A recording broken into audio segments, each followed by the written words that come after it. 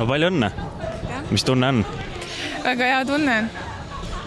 Päris ülekaalukas võit, et kuidas te selle saavutasite? Meil oli väga hea võistkonnatöö, toetasime kõik üksteist väga. Ja. Uskusitegi, et finaal nii kerge tuleb? Ei usku. Kuidas enda mänguga rahule jäid? Enam-vähem, ma ei tea. Enam-vähem. Mis pühadel teed? On perega. No ait pühi, aitäh!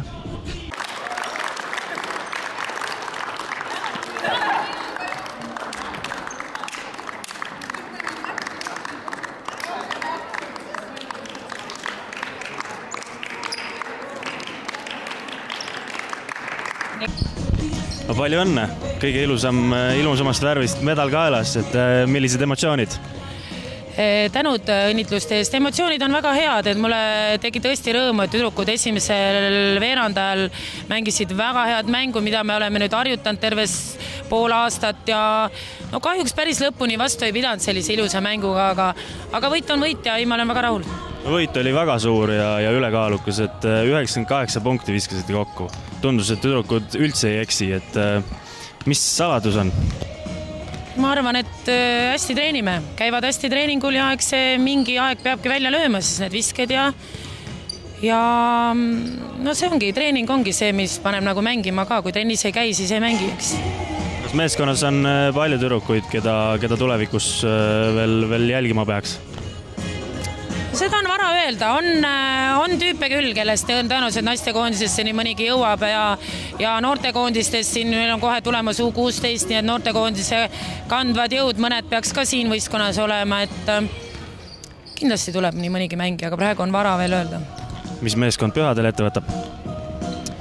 Pühadel natuke puhkame üksteisest ja teineteisest ja 27. läheb lahti koondise treening. No selge, edu, aitäh! Aitäh!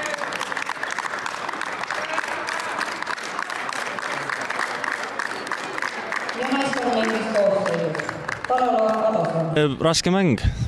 Teeme väike mängu kokkuvõte. No muidugi raske, sellepärast, et mängime Audentesega juba väga kaua ja kogu aeg kaotame või võidame mingi 2 punktiga. Ja no, mis kokkuvõte? Üritame teine kord võida. No hõbedaga võib rahul olla. Kuidas? Hõbedaga võib rahul olla. No ma ei tea, muidugi olen Eesti meister ja siuke tunne,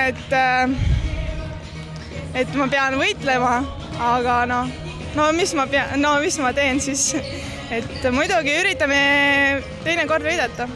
Enda mänguga jäid rahule? Ei, sellepärast, et kõik läks mööda, need isegi vabavised, mis ma väga hästi tegelikult viskan.